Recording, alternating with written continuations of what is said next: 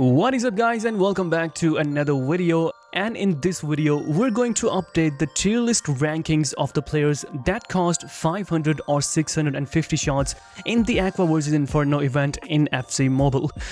As you can see, we only got one player that cost 650 shots. We don't have any other player, so this is probably going to be a very short video.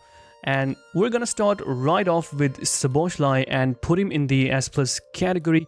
And now once again we're at a crossroads.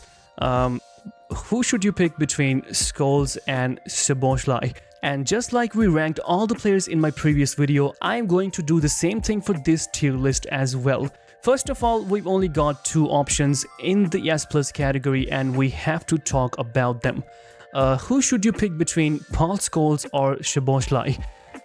Both are 108, both are attacking CMs. One cost 500 shots and the other cost 650 shots, so I think that makes my job a bit easier, because if you need more control, if you need more playmaking abilities and you only have 500 shots, then I think you should go with Scholes, because as I've explained before, this guy is an amazing attacking central mid and Szoboszlai is no exception. He's way faster than Scholes.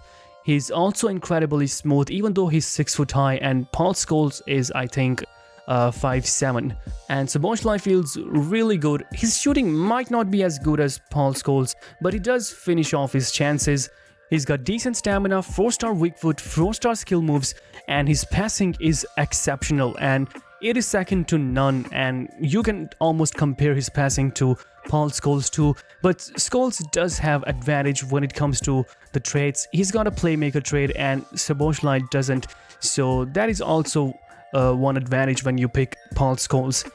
But I do believe that overall Szoboszlai is a little bit better pick than Scholes, but they're kind of equal because there is also the matter of their price point.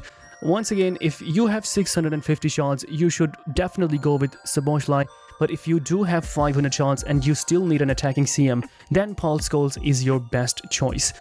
And we did get a comment about Campbell in my TikTok, I guess, where somebody was saying that Campbell is doing really bad.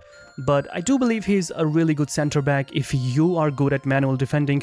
If you leave everything to him to defend your whole defense, he's definitely going to be a little bit clunky and he's not going to do a perfect job because he's still got low medium work rates. Medium defensive work rates on the worst, but still they are not as perfect, because if your player has medium defensive work rates, it means you have to manually make him defend. And I know manual defending is not something that everybody can master so easily. And that is why I'm also working on a defending guide. And I think it will be my best guide so far. So basically that guide will help you do manual defending better.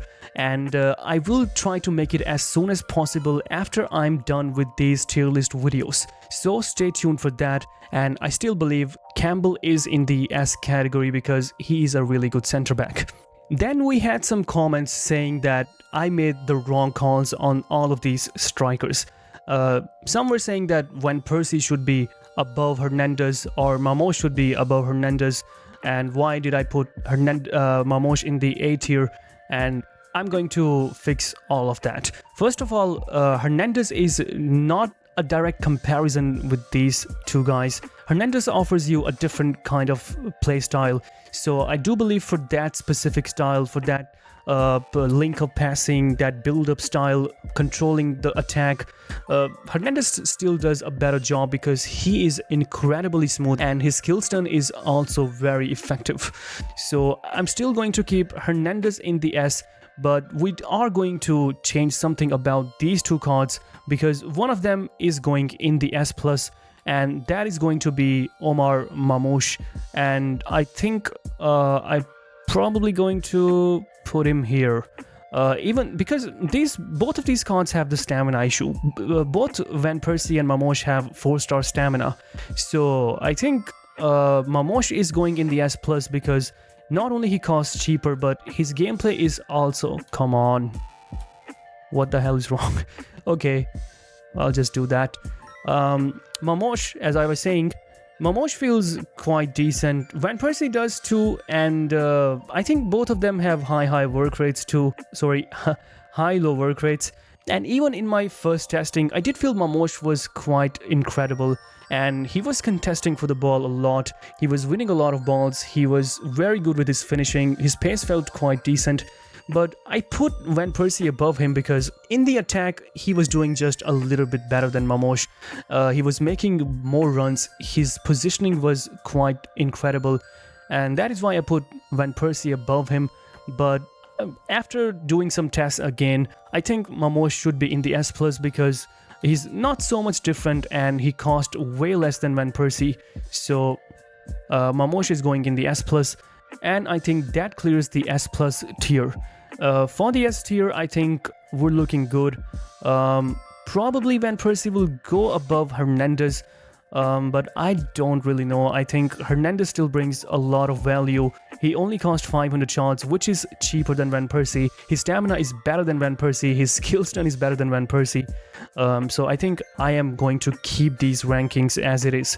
For A tier, I think I'm going to put my Tweety, in the A tier because I do believe Matuidi is a better pick than Riquelme and he does quite incredible. So I think that wraps up this tier list, and I hope you guys enjoyed it. If you did, please don't forget to like this video, subscribe to the channel and leave your thoughts in the comment section, and I will see you guys in the next video.